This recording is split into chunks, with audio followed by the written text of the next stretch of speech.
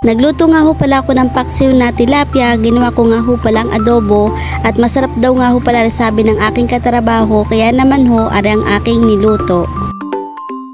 Kapag nga ho pala ako nalabas galing sa trabaho, nabili na nga ho pala ako ng uulamin ko para sa hapunan. Ang binili ko nga ho pala aring tilapia, isang piraso nga lang ho pala yan, tapos pinahati ko lang ho sa 3.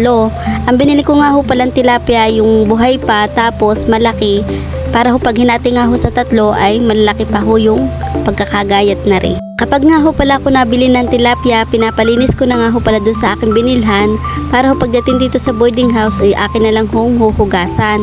Pagkatapos ko nga ho pala mahugasan aring isda, nag-get naman ho ako dyan ng sibuyas. Pagkatapos arin naman bawang. Tapos arin naman hong luya ay binalatan ko lang at ginayat ko lang ng pahaba. Ari naman siling green, hinati ko lang naman sa gitna at pagkatapos nilagay ko na nga ho pala din sa kawali at din ko nga ho pala lulutuin. Pagkatapos nung mailagay ko na nga ho pala yung mga sangkap, nilagay ko naman ho rin mga tilapia. Nang mailagay na nga ho pala natin ay maglalagay naman ho tayo ng pampalasa ng asin, paminta, umami, at suka. Tapos lalagyan din ho natin ng kaunting tubig.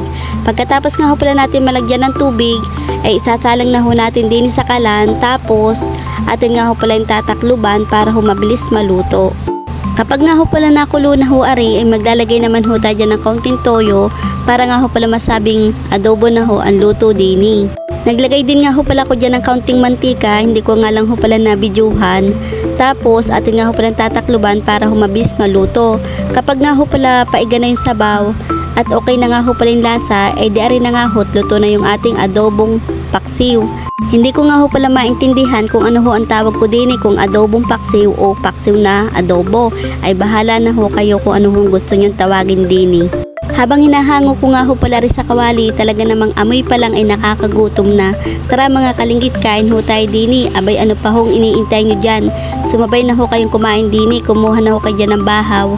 At para ho pag ako'y kumain, hindi ho kayo matakam at maglaway. Ari nga ho palang kinakain kong kanin ay bahaw din. At tamang-tama naman ho ari sa akin nilutong adobong paksiw na tilapia. Ay paano ho, hanggang dito na lang, bukas ho ulit. Bye bye!